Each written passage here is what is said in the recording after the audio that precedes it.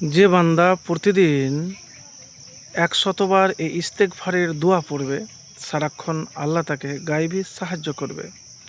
তো প্রিয় ভাই, এমন এক আমলের কথা বলবো, যে আমল যদি করেন দুশ্চিন্তা সব কিছু তো জীবন থেকে দূর হবেই। হ্যাঁ, আল্লাহ রাব্বুল আলামিন এমনভাবে আপনাকে গায়েবী সাহায্য করবে যা আপনি কল্পনাও করতে পারবেন না। এটার কোন আমল কিভাবে আপনি করবেন, তো এতটুকুন বলবো। দেখেন, ইস্তেগফার জীবনের গুরুত্বপূর্ণ। তো ইস্তেগফার কিভাবে করবেন, কখন করবেন, আমি এতটুকুন বলবো। দেখেন, সর্বপ্রথম তাকুয়া। এই তাকুয়াটা যদি থাকে তাহলে অন্য কিছু কিন্তু আর লাগবে না।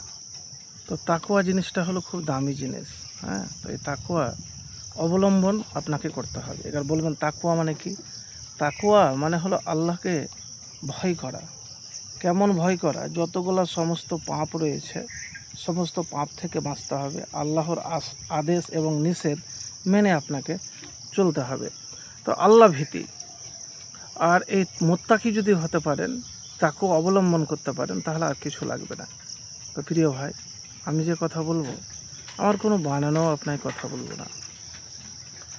এবারে আপনাকে যে কথা আপনি বলছি, যে প্রতিদিন কিন্তু নিয়মিত সূরা নূহ আয়াত নাম্বার 10 এবং 11, আমি অর্থ বলবো না, শুধু এই আয়াতে আল্লাহ রাব্বুল আলামিন যেটা বলেছেন, হয়তো অন্য ভিডিওতে আমার শুনেছেন, তার জন্য আমি বলছি না।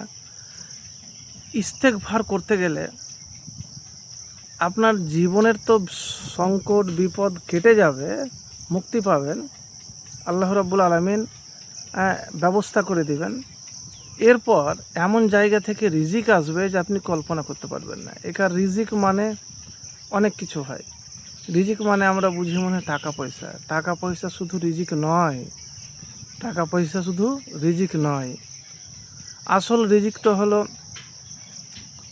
ভালো পরিবার, সুস্থ শরীর, নেক সন্তান, নেককার স্ত্রী, ভালো কাজ, হালাল কাজ, এইগুলিও হলো রিজিক, মানসিক শান্তি।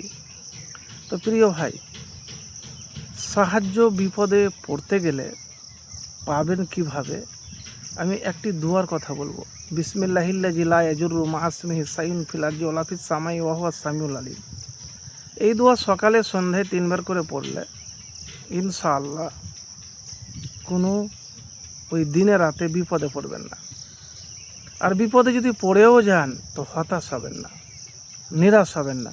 আল্লাহর ওপর পরিপূর্ণ ভরসা রাখবেন। একবার এভাবে আমল করে দেখুন, ইনশাআল্লাহ আল্লাহর হয়ে যান, আল্লাহও আপনার হয়ে যাবে।